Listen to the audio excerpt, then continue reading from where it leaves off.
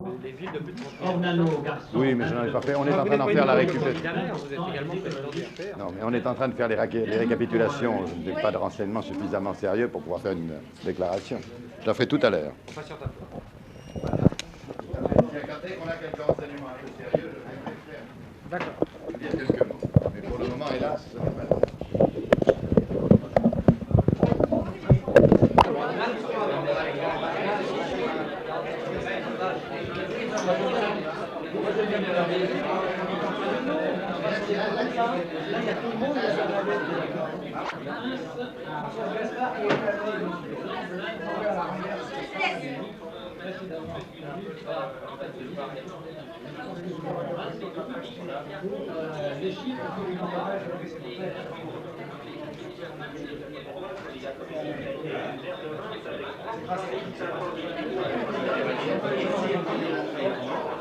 Vous savez, les commentaires sur des résultats aussi fractionnés, aussi partiels que ceux dont nous disposons sont évidemment difficiles.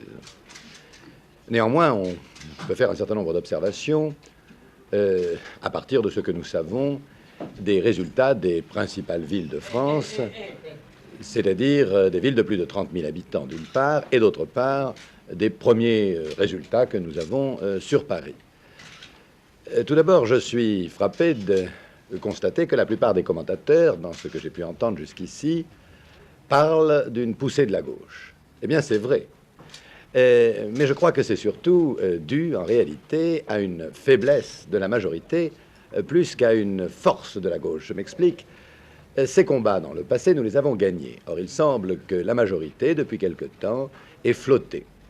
Et que ces flottements soient à l'origine d'un certain nombre d'échecs ou de désillusions dans un certain nombre de secteurs ou dans un certain nombre de villes.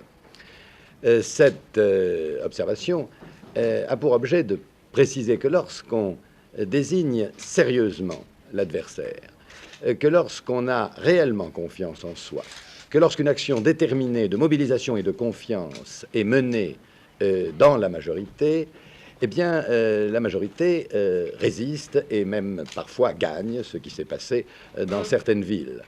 Et c'est le sens de l'action que j'ai voulu mener, notamment ici à Paris, où incontestablement la majorité a mieux résisté que dans bien d'autres villes, peut-être parce qu'elle a été davantage galvanisée.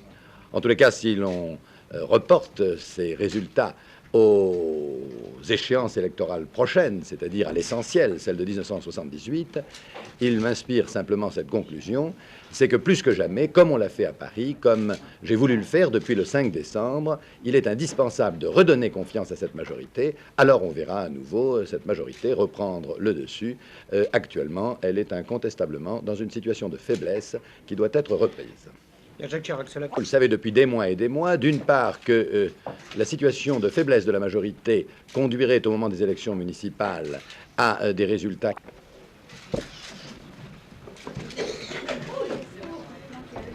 Oui, Michel, tu as tout eu? Tu as tout eu, Michel? Parce que moi, j'ai eu des coupures dans le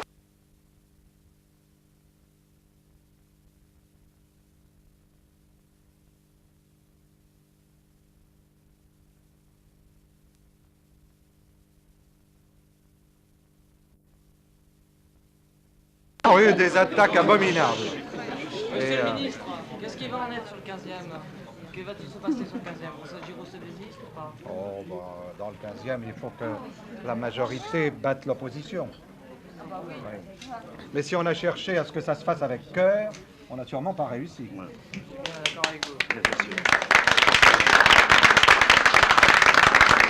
Enfin, moi, je constate une chose, je l'ai dit tout à l'heure d'ailleurs à la télévision, c'est qu'il y a eu une très forte poussée de l'opposition aux dernières cantonales, c'est-à-dire au moment où M. Chirac conduisait la majorité à la bataille contre l'opposition.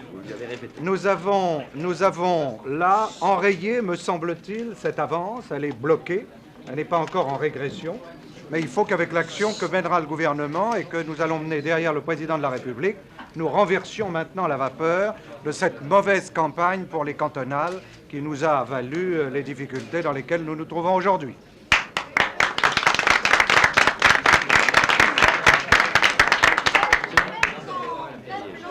arrêtez les phares.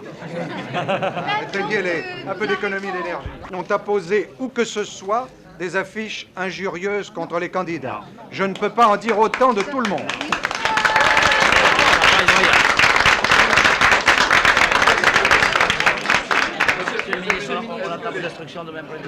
Ça, alors nous nous réunirons demain. Et puis, non, écoutez, arrêtez, s'il vous plaît. Vraiment, écoutez, s'il vous plaît, c'est...